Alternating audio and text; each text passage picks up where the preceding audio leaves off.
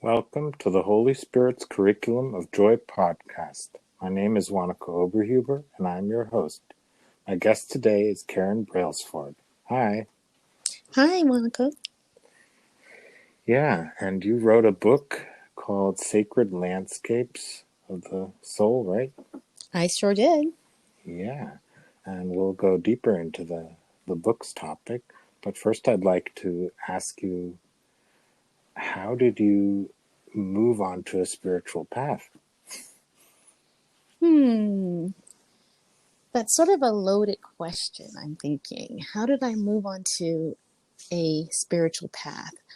So I'm hesitating over the move on because it seems as if I didn't move on to it, but I was propelled onto it probably before inception and conception, meaning that it was always within me to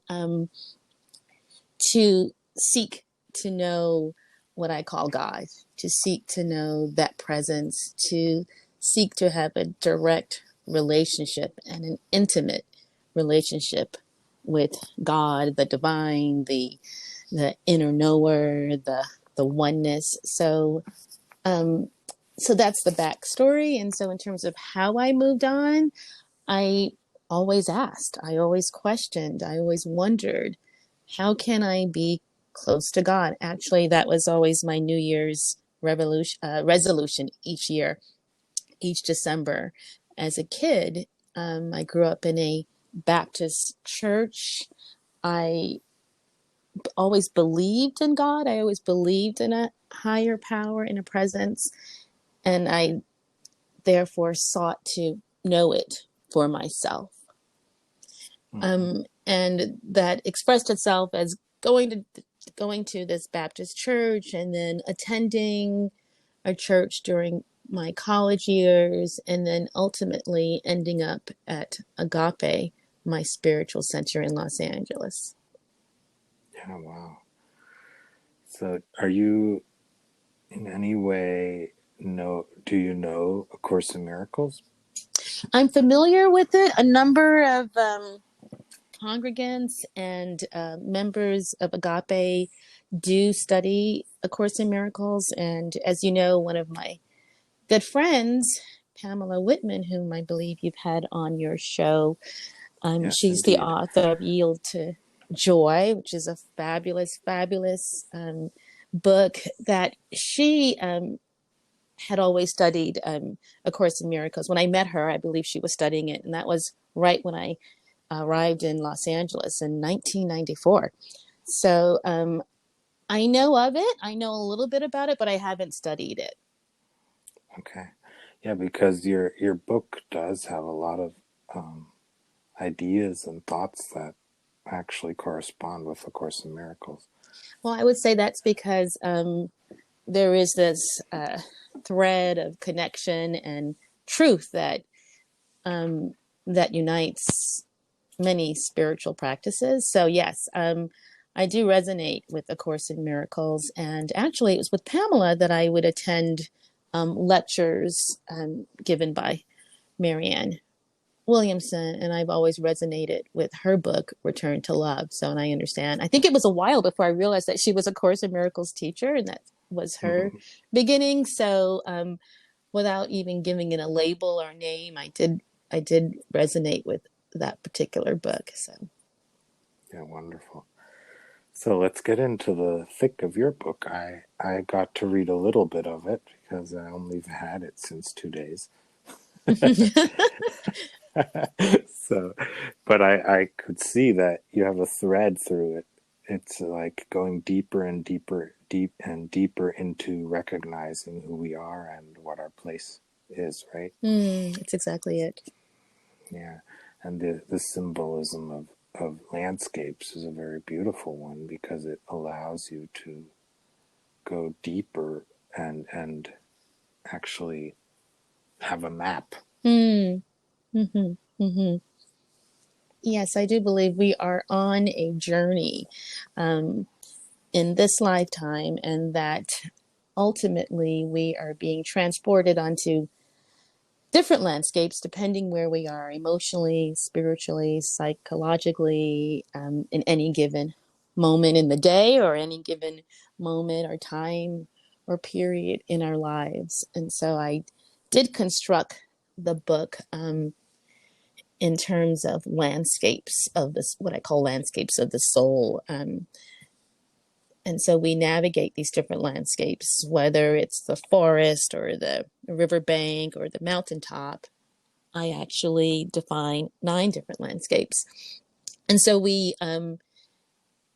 are always implanted or planted in a given state of being or state of awareness. And we get to be present with what is within these various landscapes. We get to acknowledge and own how we're feeling, whether we are feeling, as I described the forest, whether we are feeling that hopeful and the idea that something wonderful and magnificent is coming, or whether we're feeling indecisive, um, which is the plateau, or we're feeling a sense of connection and oneness, which is the very last landscape, that of vastness, in which we just surrender to the wonder and awe and the love and the God presence, and we just bask in it. So that was really fun for me to find these different landscapes, and to write from that place. Yeah. And you also speak of it flowing through you, right? So spirit speaking through you, right? Yes, yes, yes. I've been asked, how did I set about writing this book? And actually, every one of the pieces, and there are 111 of them, which is one of my favorite numbers, as symbolizing, signifying oneness, 111. I actually see that number all the time. And you can't see me, but I wear my hair in locks, twists, dreadlocks. And at one point, several years ago, I counted them and I counted 111. So, which is a funny thing. Anyway, so yes, the idea is that what happened was the pieces came through me. And so most of the pieces are written in the second or the second person, and many are written in the third person. But some of the pieces came through as if spirit itself, as I define it, God in you and as you, that's the signature for these pieces. Some of those pieces came through me as if God was speaking directly to to me, and ultimately to the reader. Yeah, it's beautiful. Yeah, so do you have any tips or advice of how to allow this to happen? Because I know your book is full of them, so maybe you would like to share some here. How to allow, how to have one's own personal connection that way, so that spirit is speaking through Yes, you. That's yes, a wonderful indeed. question. No one's asked me that. I love it. Well, I don't. Again, I hesitate over the word advice because I don't like to give advice, but I can share what my experience was. First of all, it started with a desire, right? I wanted to, as I said earlier, always wanted to have that connection to spirit. And so I've always been a writer as well. Since I was very young, I've always enjoyed writing in my diary, which my very first one I had when I was 8. One of my mother's dear friends gave me this old-fashioned diary with the lock and the key, and it was pink. Mm-hmm. And so I would write in that. So I've always journaled, and I find that for me, journaling and letting the words flow through me is a way that I connect to spirit. So first, again, having that desire, wanting to know the presence, wanting to know whatever you call it. You notice I call it God. I also call it divine intelligence. I call it spirit. So I'm using those words interchangeably. I know for some people the word God is loaded, but I like that word God. As I say in the introduction of my book, it's my go-to. anyhow, so first having a desire to know it. And I find that that's 100% of it. I really believe that if you have that desire, there is no way that you cannot connect with it. Now, that connection is going to show up differently and individually and uniquely and dynamically for everyone, for each person. And so I connect through the writing. I was actually writing a piece this morning, a new piece that I'm submitting to Agape's magazine, Intervisions. And I actually tend to write on my iPhone in the Notes app, and it just flows through me. That's how I write. But I also believe that this intelligence, spirit, speaks through everyone in different ways.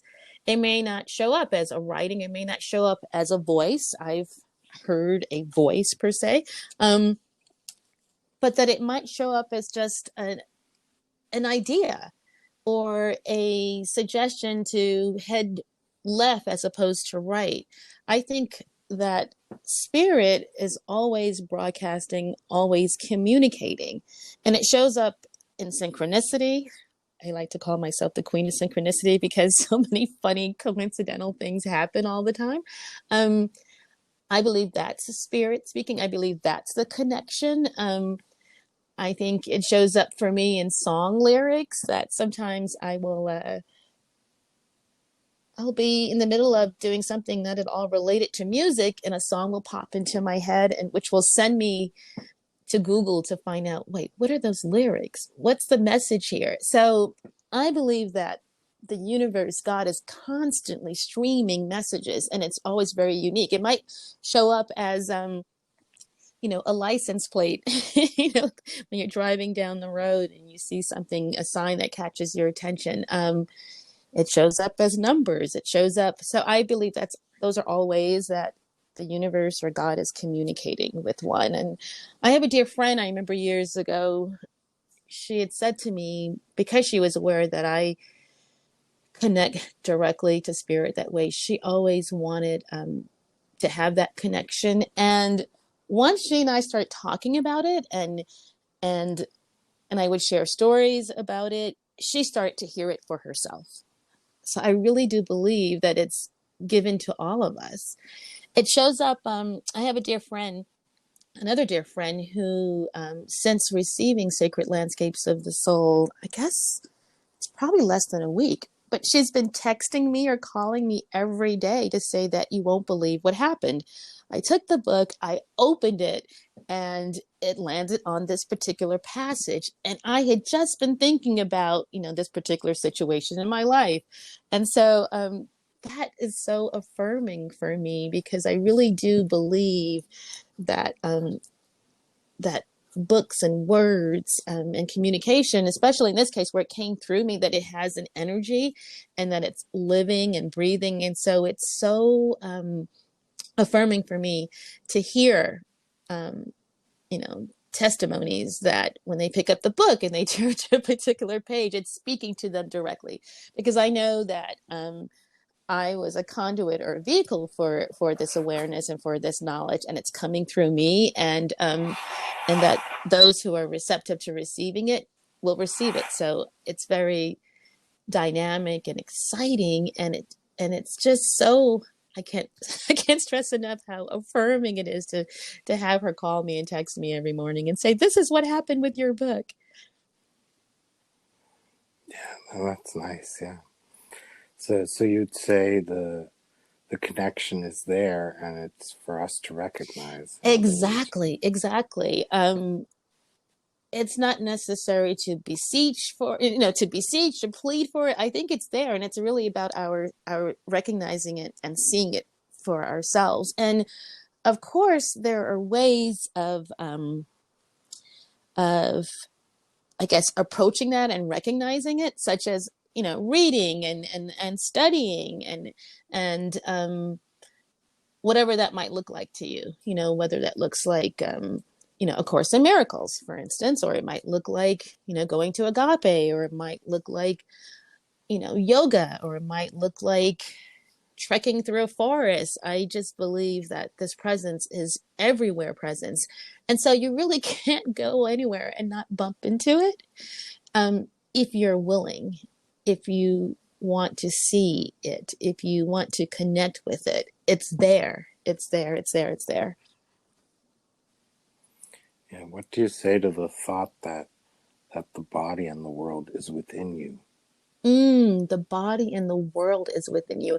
I always go to, when you say that, do you mean that spirit is within you? I always say that this presence is an inner presence, that it's all around us, and that that it is seeking us, even as we seek it, and that there is nothing that is not God. There is nothing that is not this presence. So, in answer to your question, I would have to say, well, that makes perfectly good sense to me, because yes, everything is part of this powerful energy and dynamic, and so we're part of it.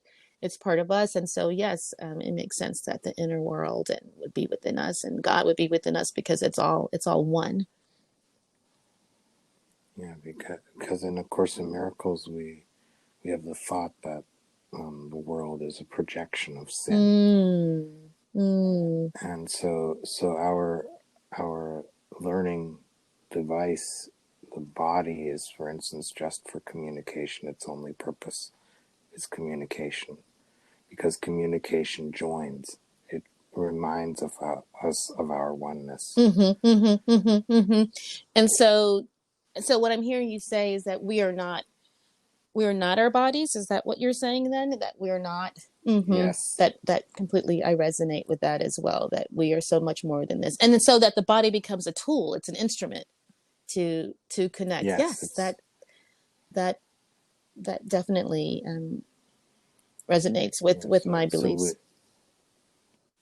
So it's our purpose is to be happy, of course, and forgiveness is the way to happiness. You use the word sin, and so growing up in the Baptist church, there was definitely a pretty defined way of describing what sin was. In my beliefs now, which ascribe to New Thought beliefs, sin is really, I guess you might even say, miscommunication. The idea that, I'm going to follow your thread, miscommunication, in that sin is confused thought or misunderstanding, and the ultimate misunderstanding is thinking that we're not connected to God. Does that resonate with you? Yes. The idea that we're separate from God. Yes, that's exactly what A Course in Miracles says. So what I'm that we're not separate, and it's the belief that we are or could be separate that is actually bugging us. This is, and I think I believe there's a word, as I've heard it stated, there's a word. The word sin actually means mixed up, crazy thoughts. The idea that it's miscommunication, that we can't be separate from this oneness, from the divine, that we're a part of it. This is a very exciting conversation for me to have with you, because what I'm seeing is, and what I'm hearing as we speak, is this thread of connection. And wouldn't it be wonderful if we could always find the commonalities in terms of whether it's religion or politics or our reasons for being on the planet, that we were able to focus and hone in on what unites us. Yes. Yeah. Ultimately, we are one. So it's the recognition of that. So it's actually denying the idea that we could be separate, and remembering that we are one, right? That seems to be the message for these times. Absolutely. Yeah. So your book is there to help us remember who we are, right? So what what stages, or how did you do it, or what do you have examples from your life how that Hmm. happened? Examples of how I remembered who I was. It's Yes. funny. What came to mind was maybe a couple instances when I didn't remember who I was. So that in itself is a journey, right? That's a path. When you Yeah. don't remember who you are, ultimately you're being reminded of who you are. So again, I like to always say, like, all roads lead to this presence. All roads lead um, to recognizing and to remembering who we are. So let me think of a particular example. I remember, yes. Well, I mentioned how I grown up in this particular church, and then in college at Yale, I attended what was called Black Church. I believe it still is called Black Church at Yale, and it was really wonderful, wonderful music. Every Sunday morning we could come together, and it just helped me. It helped me in terms of the stresses of dealing with writing papers and the day-to-day existence of being on a college campus. And so, but I remember at one point I became a little bit disillusioned with it. And I remember having a conversation with my mom. I actually can see myself where I was and talking to her on the phone and saying, "Oh, I don't know about this." And she said, "Well," and she was advising me to stick with it because basically some church was better than no church. But at one point I decided that I really didn't want to go to a church. I remember feeling very much at home um, gardening, or very much at home meditating, or very much at home centered within myself, listening to music and being transported to that place where I could connect with spirit. Um, so it's not so much that I didn't remember who I was. Maybe because I think there are multiple ways to remember who you are. I think that we're always being called forth that way.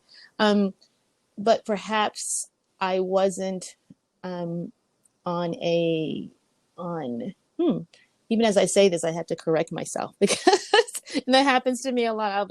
I'll want to say something and it's me thinking from my brain, and all of a sudden it's as if spirit is course correcting my thoughts. So that's happening right now as I speak with you. I was going to say that well, maybe I needed to be on a more direct path, and the correction came immediately just now, which is that, well, actually, your path is your path, and there's no such thing as a direct path. It's just the path. It's almost as if you can't you can't get off the path. So, which makes me wonder, and I'm literally thinking aloud as you and I are talking, like, well, does that mean that one can't one can never forget? Your question was to give you examples of when I didn't remember, and I'm thinking, well, is that even possible for one not to remember? Maybe not in a conscious human way, but ultimately, if we are endowed with all of the magnificence and the dynamism of spirit, if we're all of it, then how can we really forget? Maybe to the human eye, to human mind, it looks as if we forget. Maybe it looks as if we've fallen off the path, but actually, if everything is always leading you straight to this connection anyway, um, then how can one deny that, any experience is going to enhance that connection when you feel it in a very palpable way, that any experience is going to enrich you, um, and enrich those who are around you, who get to benefit from your own experiences when you share it, whether it's because they're family or friends, or you're in a spiritual center. So ultimately, what I'm coming to right now as I think aloud and speak to you right now is that, well, how can one really ever forget? I think maybe it just seems to be, it appears that we forget, but we can't ultimately forget. Yeah, that corresponds to what A Course in Miracles says Mm. about it. That you cannot completely Mm-hmm. deny it. It's not Mm-hmm. Mm-hmm. possible. What is possible is to completely say Ah, yes. to say yes. Mm-hmm. So to who Yes. we are, right? That is possible Yes. to love, right? Love can be complete. Hate Mm-hmm. can't. You can never go the Mm. full way because it's not possible. Beautiful. Beautiful. So yes, and the outcome is certain. Of Course in Miracles says the Mm-hmm. outcome is certain. Mm-hmm. So there, like you said, you can't get off the path in Right. reality, right? Right. It might appear that way. It might appear that others around us aren't on that path, but ultimately, all roads lead to it. Well, yeah, it says you're Mm-hmm. already there, right? So it's actually, Mm. and one of the thoughts in A Course in Miracles is to remove the blocks to the awareness of love's presence. Mm. Yes. Yes. And once we remove the blocks, we remember that we're already it. We realize again, we get to Exactly. re-remember. Maybe there's a remembering, a coming Yeah. together to of an alignment. I use the word alignment in my subtitle, which is aligning with the divine wherever you are. Um, and so, yes, I can see how my book is very much in alignment with the Course in Miracles because I am, Absolutely. yes, I am offering that even if you feel constricted and unsure and, not with it and confused, that regardless of where you are, you can align with this presence. Yeah, you can choose again, A Course in Mm, Miracles says. yes. You can always choose again. And according to A Course in Miracles, there's no such thing as sin, right? Mm-hmm, mm-hmm. Sin is impossible. Errors can be corrected. So, Powerful, powerful. So yes, we are of one mind, and we like to say that as yeah, well in my spiritual center. There is only one mind. So it makes sense that yes, that so many of these principles that they echo or that they are in alignment because there is only this one mind, and therefore it would make sense that someone on one side of the globe could come up with some scientific discovery that another individual on the opposite end of the globe is coming up with at the same time. I guess I'm thinking about this because some announcements were made today about the Nobel, about some awards with regards to physics. And so the idea that scientific discoveries could be, um, if you believe in the one mind, so there's this energy and this brilliance that's just radiating and broadcasting, and then different individuals are able to, like, pour out their, I guess, put out their hat or their bowl and collect some of that information. And so it makes sense that there be this replication of people coming up with ideas that are similar, even though they themselves haven't been in direct connection, but they're in connection because there is this one mind, this one intelligence. yeah, we're all thinking with the same mind. Mm-hmm, mm-hmm. So, yeah. So it makes it very difficult to understand the idea of individuality when you think of us thinking with the same mind, Mm-hmm, mm-hmm. Well, I think we can say, because that, I guess, isn't it that one? I mean, we're fond of saying at my spiritual center that we are unique emanations of it. So we're all unique, but we're all expressions of this divine. in A Course in Miracles, we are all Mm-hmm. equal and we are all infinitely valuable Mm. in the mind of Mm-hmm. God. And the only reason why we appear different is because we have special functions as long as we are dreaming. Ah, I love that. But once you're in heaven, we are all doing everything. Everything is happening in us. How do you So it's define all heaven? one. Heaven in A Course in Miracles is yeah, how do you explain it? We are, you are one. You are one with the Creator. You recognize the Creator as your Creator, right? And you recognize yourself as the child of Mm-hmm. God, and it's all, and all have all capabilities. Everyone has Yes. everything, Yes. and as long as we're dreaming, because because that's what A Course in Miracles says we're doing, right? When we are experiencing ourselves as separate, right? Or thinking we're separate, right? That as long as that is we are allowed to we have these special functions in the plan for salvation, and that's where where the differences come in. I see. Powerful, really powerful. Thank you. Yeah. So ultimately, we're not different. But as long as we're dreaming, there's going to be multiple teachers, right? Even though there's only one teacher, right? Multiple faces of the teacher. That is the Holy Spirit in A Course in Miracles. This is all very exciting, isn't it? It's very exciting to be in the body, to be in the form, and to experience all of this, to experience life in all of its variety and I suppose as you speak, I'm just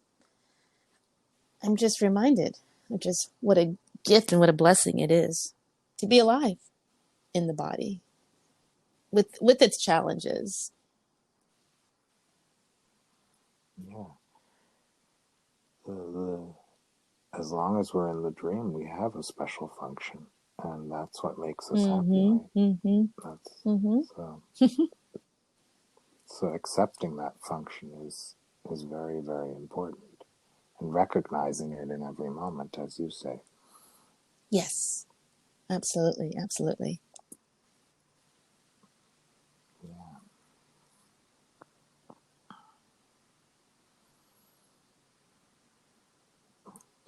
Would you like to expand on some of your, you called it the last landscape, where you have experiences of oneness? Yes, I had that experience when my daughter was born. She turns 22 at the very end of this month, but that was probably the most, one of the most dynamic, beautiful realizations of this oneness. And so what happened was that I'd had to have a planned C-section, and I was given drugs, I must admit. And right away, I felt these presences in the room. There was my doctor bending over me, and there was my husband, and but I felt all of these energies. And I remember, as I was kind of drifting in and out of being conscious, this sense that, oh, my mother, who had transitioned, let's see, that would have been the year before, that she was in the room, and that her mother was in the room, and that there was all of this love and female energy in the room. And then I was transported to a mountaintop, and gathered in a circle were dozens of women, and each was carrying a bundle.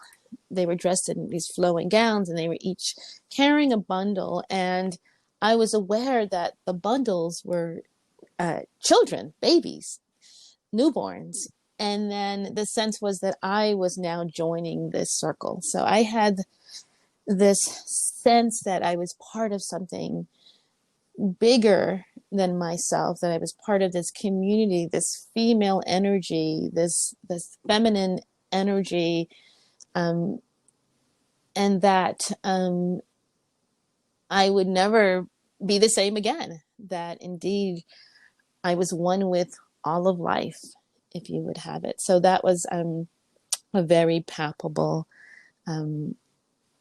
awareness that I had experienced this vastness, that I experienced this oneness, that I was part of this ocean, that I was a part of. I was a drop in the ocean, but that I was all of the ocean, that I was it in the microcosm as well as it in the macrocosm.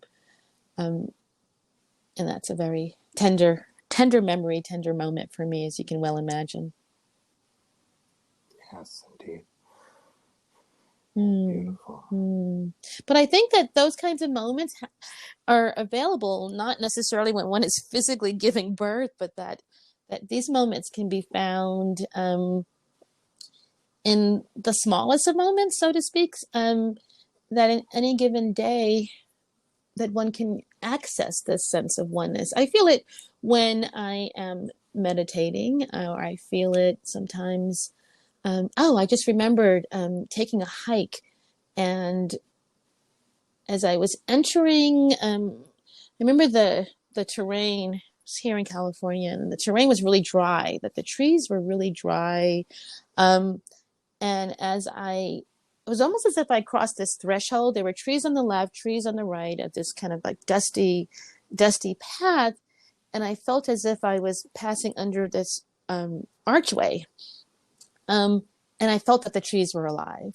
I definitely feel that sense of oneness and communion with trees, with specific trees. Sometimes I remember there was a tree in an old neighborhood of mine that I would invariably have to touch the trunk as I walked by and pause, because it felt so alive for me, and I felt so connected to this particular tree. So, and I remember having that same sensation. I believe I was in London at the time. I think I was in a garden, and I had that same sensation of oneness and connection with this massive tree. So I do believe that these moments of oneness, that they're available, that they are, if only we see them. I mean, it might just be. I felt it with strangers. I remember once waiting to get into a store, I believe it was, and it hadn't opened up yet. And I sat down on a bench, and there was this woman next to me.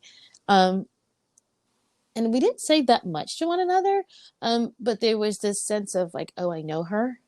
And I was meant to sit down next to her, that there was this connection, that we were part of something, that we had a divine appointment. So I feel that a lot with individuals whom I meet, whether they end up being my soul sisters, like Pamela Whitman, the author of Yield to Joy, or strangers that I see, our eyes might connect. You know, I'm driving and I happen to look onto the sidewalk and I see someone. I believe those moments of connection are probably ceaseless and endless if we're open to them. Mm-hmm. Yeah. Let's see. I wanted to throw in the thought from A Course in Miracles that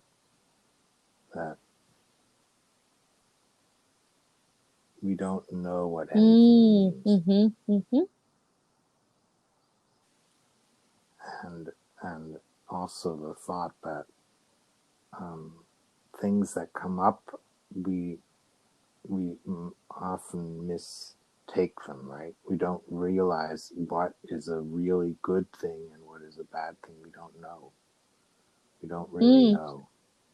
And so I'd like, maybe you would like to look at the moments when you thought something was really awful and then it turned out to be a blessing. Absolutely. I think one of my pieces addresses that. I love the idea that we don't know what something really means. That happens to me all the time. I think that's what was happening earlier during our conversation, in which I started to say something, and then it's almost as if there's a correction that happens. I find that, especially these days when we want to weigh in on the political landscape or whatever is happening around us, I find that also when I'm talking to someone and I might have an idea, a friend, for instance, yesterday I was talking with her and she was sharing an issue that was transpiring with her, and she was very stressed about it. And sometimes I'll say, the human Karen in her brain wanted to say, oh, well, what about this and what about that? But even as I was about to suggest something or offer an interpretation, i.e. a judgment, right away I know, well, this is just my thought about it. This is not the truth about it. This is just my idea of what's happening. This is not really what's happening? So do I need to even say this? Do I need to even offer up an opinion? And I say that in one of my pieces. I know at one point I do, or Spirit said through me, like, let go of your opinions and judgments, because as you say, we don't really know what something means anyway. Um, and sometimes it, or most times, oftentimes it's really just about being present with the experience of it and not necessarily judging it. You talked about good and bad, and I'm thinking, well, is there such a thing as good and bad? There's this thing happening that's presenting itself, and what if I were to refrain from judging it, as you say, as good or bad? Because ultimately, things that one might think are bad, that there's always a blessing in every situation. And I'm very careful and mindful of not offering this up to individuals when they are in the midst of crisis. No one wants to hear, well, hey, there's a blessing in this. I think it's very important to be compassionate and to be and to meet people where they are. And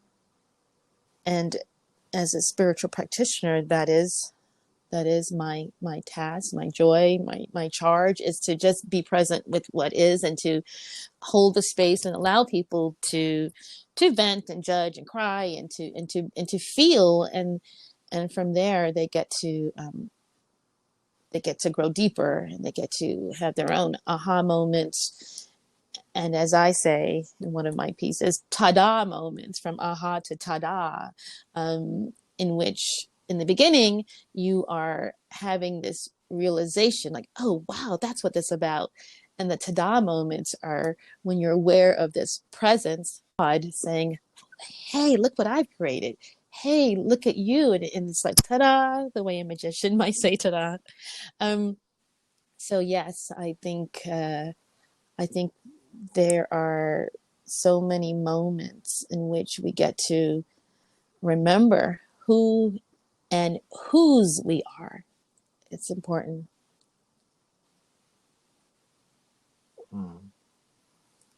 Yeah. Yeah, you also, I see the thought, that all is happening for our good Yes. without exception. I think you mentioned that in your book as well, and it's also a thought in A Course in Miracles. That no matter what it looks like, there's something good. And Yes. I'm one of those people. I'm sometimes when things happen, I'm like, okay, there's got to be something good in this, but I might not be feeling it right now, but I am open. I am willing to see the good in it. And sometimes I think through spiritual practice, meditation, reading, prayer, um, listening to good music,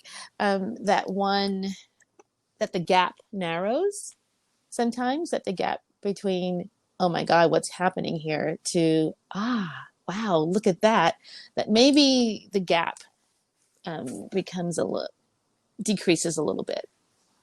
Or maybe there is no gap. Maybe one can have an experience that feels, to the human being that you are, this feels terrible, this feels awful.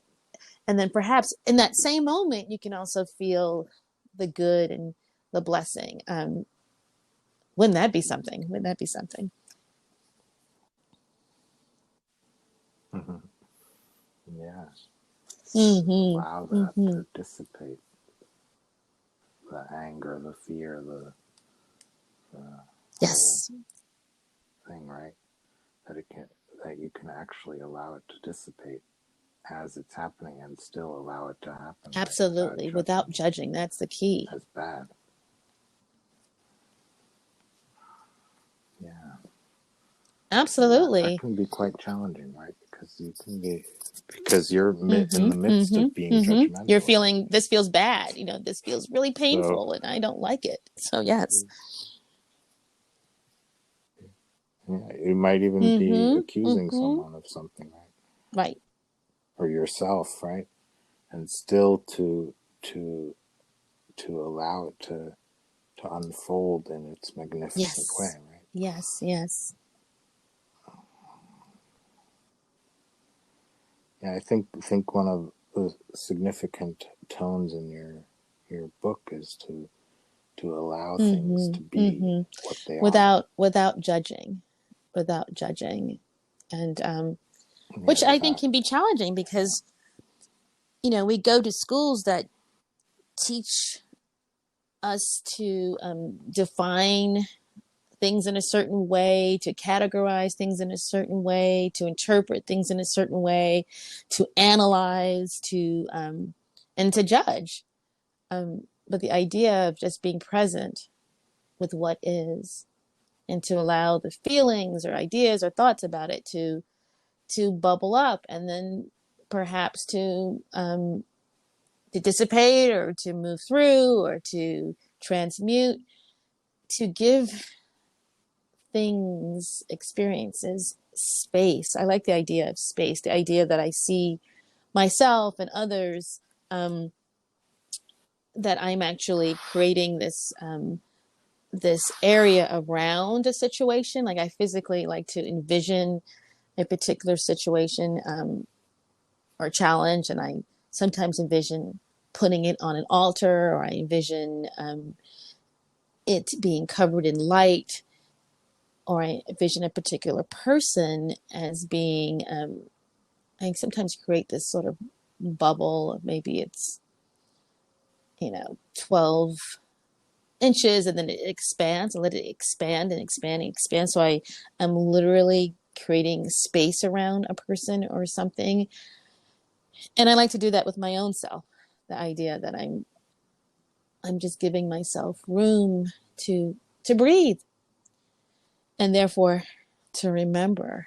Um, and I think there's something about not acting upon a thought or a situation or an idea, of again allowing space and allowing time to make things clearer so that we can handle a particular situation. I think there's this idea that, oh, someone said something to you, that we have to respond. And I'm not saying that I don't do that sometimes, but I really feel that there's a charge to just to allow space, just to not act upon something today, to not make that phone call to this particular person, or to deal with a particular situation, and give it time and space to breathe, so that we are clearer, that we are grounded, and therefore we can bring our love to it, I suppose, right? That's what we ultimately want to do, bring our love to any given scenario. Yeah, and of course in miracles How it's so? stated in the opposite way. It says bringing Ah. illusions to truth, or so, and it says if you bring love to the world, that doesn't work because the world is an Mm. illusion. So it just I see. goes into illusion, I right? see. I It see. doesn't do anything. But if you bring the illusion, so bring the world to truth, to love, then something happens. So Uh-huh. the miracle The happens, miracle. Yes. right? Mm-hmm. Truth sets itself, and how do you say? The Holy Spirit Ah. reinterprets everything for you. And the Holy Spirit is one Uh-huh. name for your Uh-huh. right mind, or the Christ mind, or for, yeah. So that's Mm. in us, right? The ability to allow this part, this true self, or this part of us that knows everything, right, to Uh-huh. reinterpret things. And then there's no reason to judge or Yes. to be angry. So there's no actual reason to be angry, even if we think there Wow. is. I love that. But I love how you also laughed as soon as you said it too. It's like, yeah. Yeah, because Yes. I'm challenged I, too I with it got that. all, I got that. It was like like we were everyone laughing, like, else. oh yes, this is what's being called for. Then we know it, and yet it can be challenging. Yes, indeed. But I'm how wonderful that we can giggle and laugh at it, right? Yeah, it's Yes, getting yes, easier to yes, laugh at yes. it. That's progress. Yes, yes. Yeah. Hmm. So yeah, that's also one of the things that A Course in Miracles speaks of is that we forgot to Mm-hmm. laugh, Mm-hmm. and that's how the And world came about. The well, dream that's projection perfect. I happened. attended a Latcha yoga class yesterday, last night, which is it's so much Cool. fun to laugh, especially now, and it's easy to laugh. We really it's easier than one might think. That's what I came away from that class. Cool. Yeah. So I'd Yes. like to ask you another question. Where do you see the the benefits of connecting Mm. science and spirituality? Well, I don't know. There should be a separation. Is there a separation? I think we like to think there's a separation, but I think that they work together in tandem because there is only this one thing happening, this one mind, this Holy Spirit. So Yeah. science and spirituality. Maybe it should be science spirituality. Maybe combine those words, combine the letters together to to show how they aren't separate. That they do work in Yeah. tandem, harmoniously, dynamically. Yeah. Yeah, I like to see it Mm-hmm, as just mm-hmm. different Which is languages. what we're seeing in our conversation um, right now as we talk about A Course in Miracles, and I speak about my beliefs or the book and the languaging we're using seemingly maybe different languages to say the same thing. That's what I'm learning Yeah. from this powerful discussion. Yeah, so it's very, that's why Mm-hmm, mm-hmm, communication is so mm-hmm. important, right? Because each one of us speaks multiple languages and understands multiple Yes, languages, and that's why you're depicting it as landscapes, right? Also describes that, just like a chakra system describes it too. When you're in one chakra, you see everything in yes. one way, right? And when you're in the other one, you see it in another way. And these Mm-hmm, are mm-hmm. just different languages. So true. Yeah.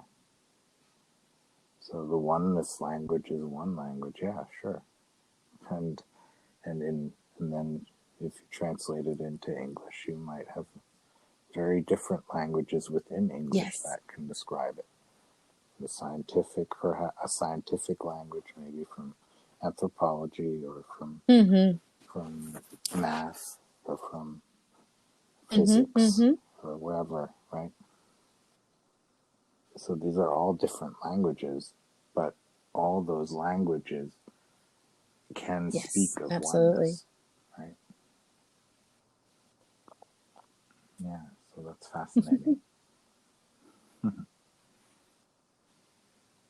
So what I can't speak of oneness in the mathematical language all too much. Right. I don't know it well enough for that, right?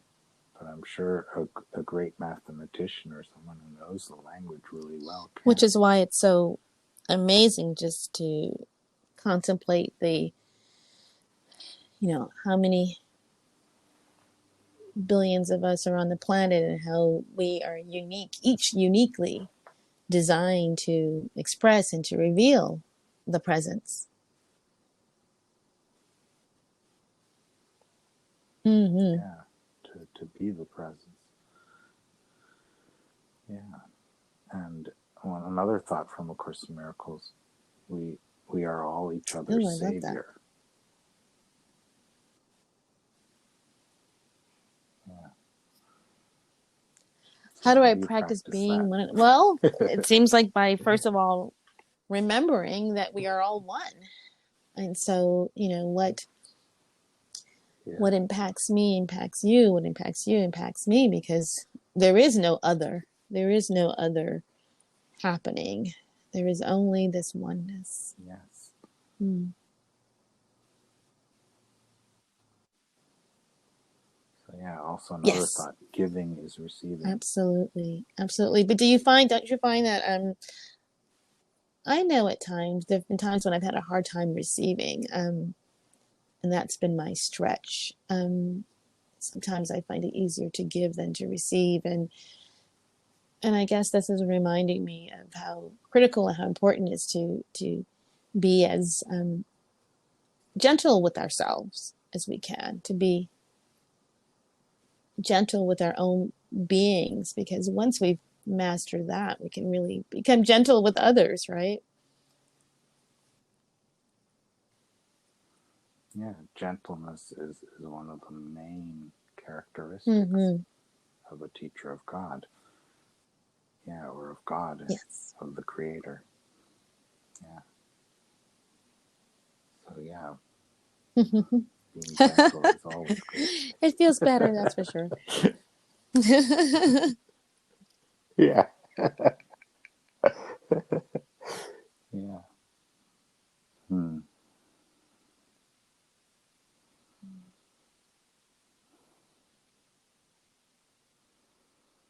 Yeah, I like to see these conversations as a yeah, we could also describe it as a portal to seeing Yes. ourselves and seeing the the fact that we are all infinitely loved and infinitely valuable, and Mm-hmm. yeah, walking each other home, Yes, as it says yes, in the yes, Course yes. in Miracles. If you would be agreeable, I would love to read one of my pieces, because you just touch. I picked up the book and opened it to this particular piece, and it happens to be the final piece. Yeah, So sure. and it touches on what you just said. So we are now in the landscape of surrender, or vastness, and the piece is called "Look Mm-hmm. Homeward, Angel." And the quotation or epigraph says, "You cannot discover new territories unless you are surrendered enough, trusting enough, brave enough to lose sight of the shore." And that was written by Andre Gide. So look homeward, angel. Allow a sense of place to anchor you. This place does not have a particular longitude or latitude. It does not know north from south or east from west. It is both near and far. It is beyond the horizons and beyond the beyond. Your true home encompasses diverse landscapes, from forest, plateau, tundra, valley, riverbank, garden, ocean, mountaintop to vastness. You will find solace in all of them. Every landscape beckons and has riches for you to excavate. Insight, wonder, ecstasy. It is not the destination that matters so much as the joy you express as you make your way home. And to home you will inevitably return, whether you are a believer or a non believer, whether you pray, meditate, or medicate. Home to where we emerge with the essence of who we truly are. Home to where we resonate with the music of the spheres and feel every atom, every strand of DNA, every feather, every leaf. We tremble in anticipation of the glory we are and have always been.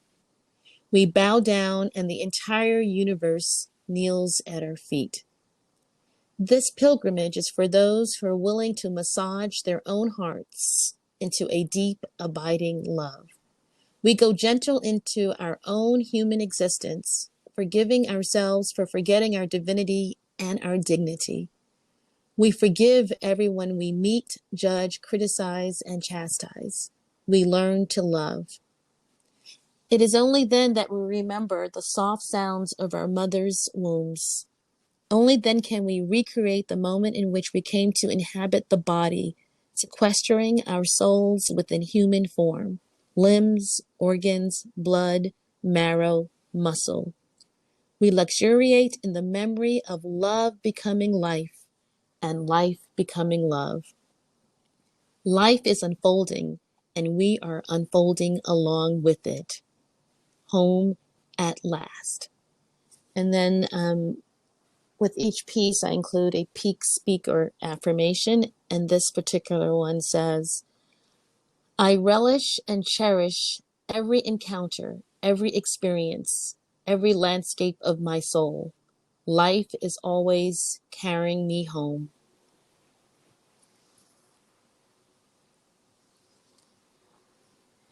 Mm-hmm. So I feel like this conversation certainly has been carrying me home. Yes. Wonderful. Yeah. So life, in A Course in Yes, Miracles, absolutely. life is something that is eternal. So what we are experiencing and calling life, like the body Mm-hmm. and the world, that's not what life is. Life is something totally different than that. It's Mm-hmm. actually Mm-hmm. eternal and always the same Yes. Yes. and Always always fresh. I like that fresh. idea. So yeah. Yeah, is there anything else you'd like to add that I may have not asked or you'd like to share? And you can also share how one Yes. can Thank reach you or you. where one I can just get want your to book. say thank you to you and to the listeners. And I'm so honored to have been in conversation with you about this. This has been a very powerful dialogue. So you can find more about Sacred Landscapes of the Soul on my website, KarenBrailsford.com. And through the website, you can get to all of my social media activities. I'm on Instagram and Facebook, and I'm just wishing you and everyone abundant blessings and thanks.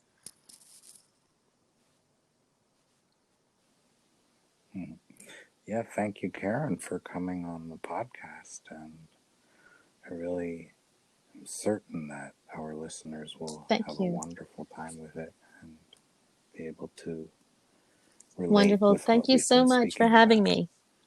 Yeah. Yeah, you're welcome, and Till next blessings, time, and till we meet again. till next time. Bye bye. Yes. Bye bye.